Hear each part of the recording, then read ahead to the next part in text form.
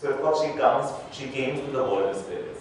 Right? And it's about these two women in Gujarat, in a small town, hours from anywhere, somewhere in Kutch. And you know, there are these two women, they live together in the village, they have a child, they raise it, and they're together. And no one ever uses the word lesbian, there's no queer, there's no gay, there's nothing. There are just these two women who live together and raise a child. And so Maya's like, what is this like? How do you explain this life? There's no flag, there's no slogan, there's no parade. Here are these two women in this village, in traditional village India that is intolerant, backward, historical, etc. And so then she goes and she says, who is she to you? And the classic question of love and belonging, who is she to you?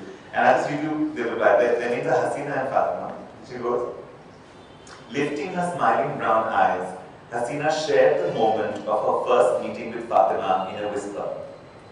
She said, I was standing by the well in the Kacheri compound one day, all dressed up in red.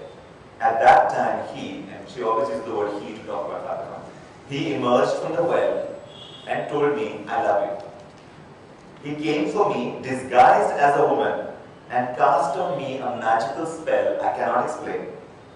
I cannot live without her. Okay, so now there's a full, like there's no, and what I love about it is that there's no need to resolve this. Like there's no tension here. Him, her, he, I cannot live without her. She has not come from your and my world. She has come from the world of spirits. That was that. And if you asked anyone in the village, they would say, Hasina, she lives with Fatima. Who is Fatima? She takes care of Hasina. It was this sense, of writing this other mystical, not mystical, but it just felt so plain to, in fact, it was like plain speaking. It was simple and it was easy and it was the richness of that kind of diversity of voice. And it also, I think, brought back a lot of those early tensions when the queer movement was going, which is, do you need to have a voice at all? Should you have a voice? Should you have a name? Do you have a name? And that was the thing, and there was a whole lot of tension saying, if you speak now, we will lose what little space we have. So the line used to always be, "Khamoshi mein bhi bahut jagah."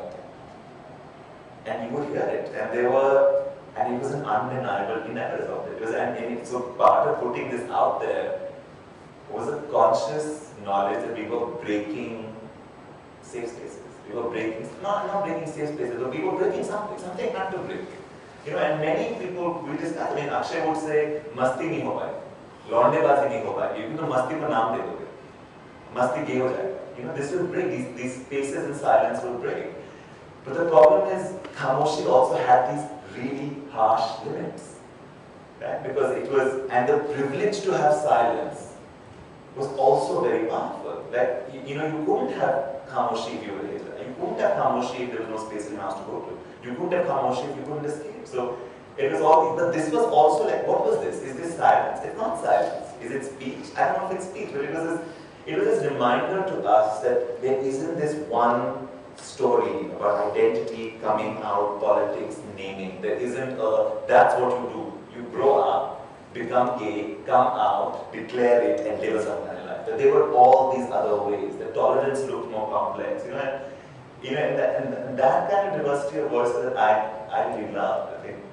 I think the voices that we lost or that we couldn't get were the voices that were at this point just unable to speak.